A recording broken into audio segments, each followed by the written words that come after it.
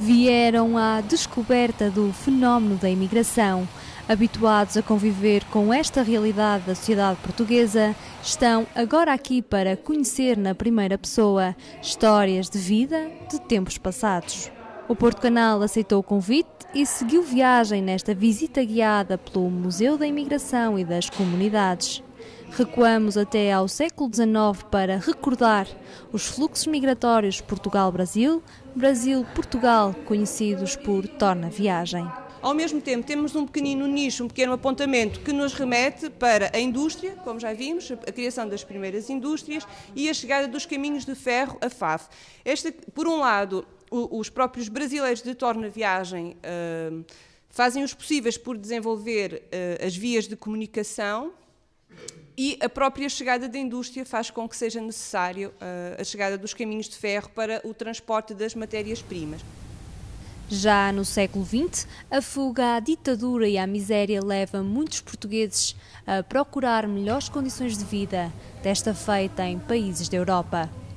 No pós-guerra, a Europa está destruída, principalmente França e Alemanha. Em Portugal, nós temos um regime de ditadura, muito bem. Temos um regime de ditadura, um regime de opressão, de repressão, de miséria, de pobreza.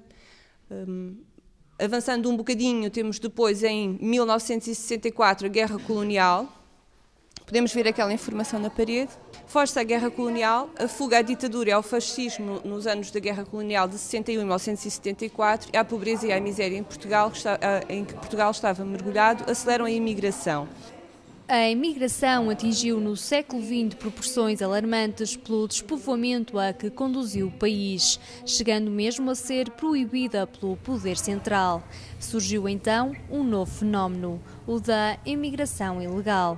Na década de 70 partiram 135 mil portugueses para a França, dos quais 110 mil clandestinos.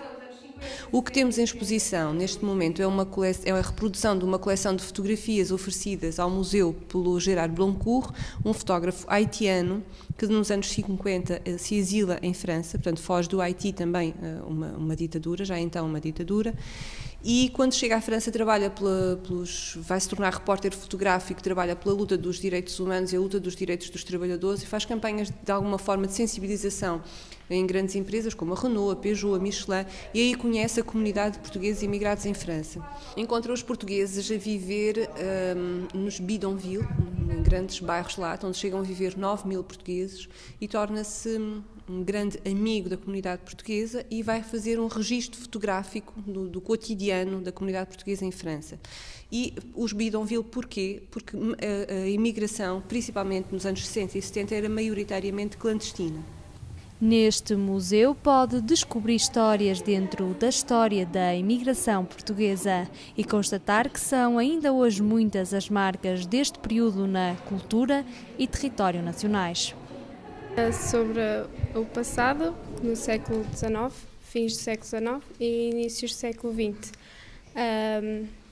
A imigração para o Brasil e os imigrantes que vieram trouxeram algum conhecimento do Brasil para Portugal, e depois no início do século XX os franceses que trouxeram para Portugal e os imigrantes que foram para a França quando foram para lá sem dinheiro, sem condições e viveram em bairros de lá.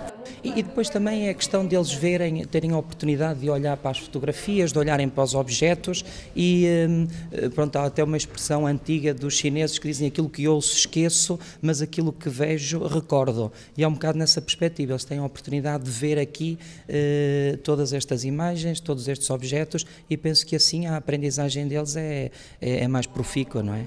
Se quiser saber mais sobre os dois grandes fluxos da imigração portuguesa, siga o exemplo desta turma e venha até à Casa da Cultura de Faf.